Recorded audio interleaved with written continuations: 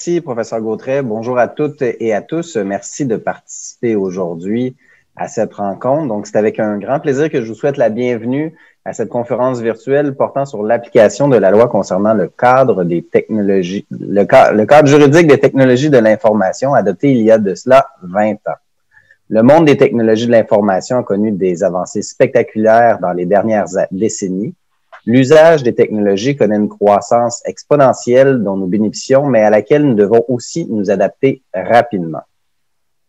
Les technologies de l'information occupent aujourd'hui une place centrale, entre autres dans le domaine de la justice. Elles ont fait leur apparition dans nos palais de justice et ont modifié et simplifié de nombreuses procédures. La crise de la COVID-19 a mis en lumière l'utilité, si ce n'est pas la nécessité, de recourir à plusieurs technologies. Dans ce contexte, nous avons d'ailleurs déposé en novembre dernier le projet de loi numéro 75, loi visant à améliorer l'accessibilité et l'efficacité de la justice, notamment pour répondre à des conséquences de la pandémie de la COVID-19. Ce projet de loi a été sanctionné le 11 décembre dernier et il contient plusieurs mesures qui visent à favoriser et à mieux encadrer le recours à des moyens technologiques par les tribunaux. En ce qui concerne la loi sur le cadre, d'autres travaux s'intéressant plus spécifiquement à cette loi sont actuellement en cours. Depuis le début des années 2000, le gouvernement a été novateur en adoptant la loi sur le cadre, qui est une loi qui lui a permis d'encadrer l'utilisation des technologies de l'information. La réalité technologique qui prévalait à l'époque est complètement différente de celle que nous connaissons aujourd'hui. Pensons seulement aux téléphones intelligents qui n'ont pas été largement diffusés qu'à compter de 2007. Nous avons demandé au professeur Gautret d'évaluer l'application de la loi sur le cadre dans notre contexte actuel.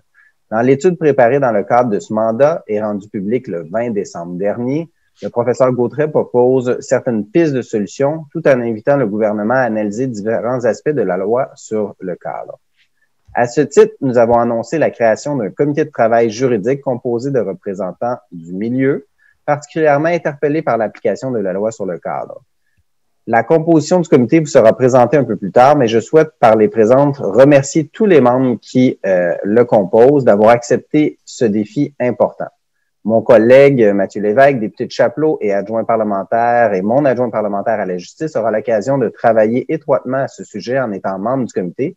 Je suis persuadé qu'il pourra faire bénéficier le gouvernement des échanges et des travaux du comité qui s'y dérouleront. Aujourd'hui, le professeur Gautret nous présentera son étude qui fait le bilan de l'application de la loi sur le cadre 20 ans plus tard. Vous êtes d'ailleurs invité à échanger sur les thèmes abordés à la fin de la présentation. Je vous invite d'ailleurs fortement à le faire puisque ces échanges alimenteront les travaux du comité de travail juridique.